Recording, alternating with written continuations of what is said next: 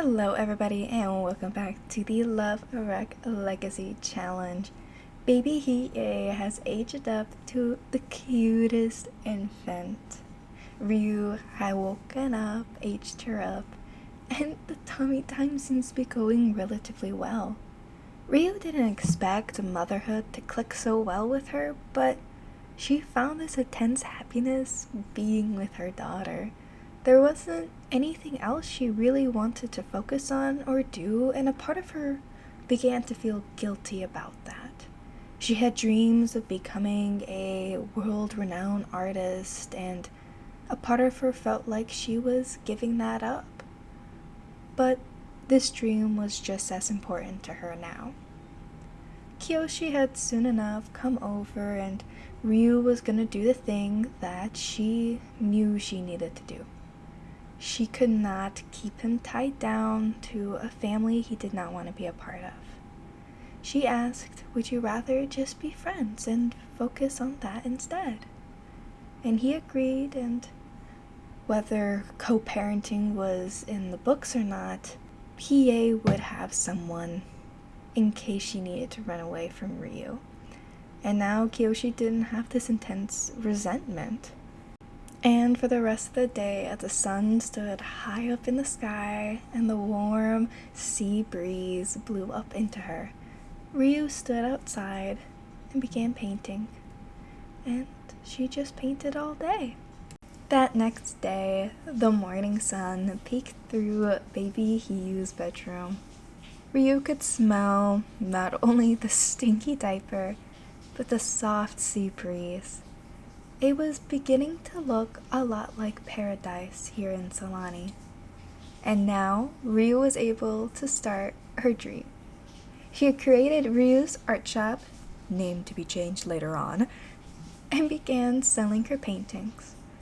She didn't just want to sell them, she wanted it to be a gallery. She wanted people to come, look at her art, and be amazed at what she has done. And it helped that she had maxed her painting skill. And maybe, just maybe, she could start a painting class in the future. But people soon enough came pouring in. People with the art lover and creative traits came to see what Ryou had done. And at 3 o'clock, Ryou had made 3,000 simoleons. First time being open, and Ryou knew that this was going to be the biggest part of her life. Hiei needed a little bit of a feeding and a diaper change before Ryou could put her to bed. And a part of her didn't really know what to do. She needed to get over Kiyoshi, she needed to go out, and so she began walking the sandy beach in hopes that she could maybe meet someone. The sun had begun to set, and the warm oranges flooded the ocean. Ryou was truly amazed with how beautiful Sulani was. Though she had already thought it before, the word came right back to her. This was paradise. As much as she missed her mother and her sister, even her father, she just didn't want to leave anymore. A relationship with her family was important, but the relationship she had with the island was becoming just as important. Soon enough, Ryou landed to the bar and met Dwayne. She had seen him in school before, but they never really clicked. And before she realized it, a new crush began to develop. Dwayne was a lot more different than Kiyoshi. He was more laid back and interested in actually hearing what Ryou had to say. He liked spending time with her, and the flirting and the affection came off rather easily. Ryou, without thinking, leaned in for a kiss, and Dwayne rather liked it. Ryou and him planned out a date for later on in the week, and she became so excited. She was giddy, almost. It was the first time since she had Hiei that she was going to go out to be a teen. The next morning, Ryou rushed over to baby Hiei. She had finally completed the milestone where she could crawl around and stand up, and Ryou couldn't be happier. Her baby girl was growing up. The family of two spent the rest of the day working on milestones and making more paintings so they could open the shop later in that day. Ryou decided that it would be best to go out onto the beach and begin collecting more seashells.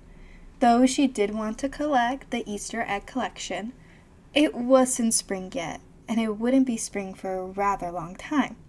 So to pass the time, she's decided to help clean up Sulani and collect some things so she could decorate the house.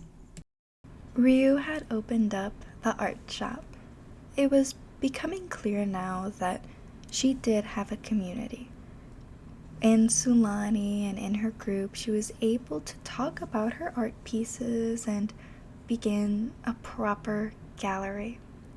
People began coming all the way from Windenburg to visit and see her pieces and buy them, along with the beautiful seashells that she had found on the shore. Whether this was her end goal in life, it was something she was proud of now.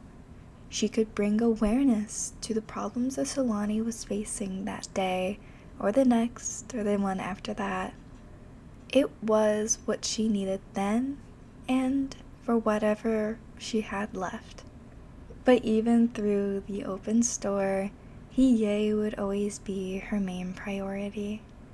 Though Kiyoshi did often stop by the art gallery and check on by, he wasn't a part of the family really. Though we were proud to announce that our business has reached a 1 star.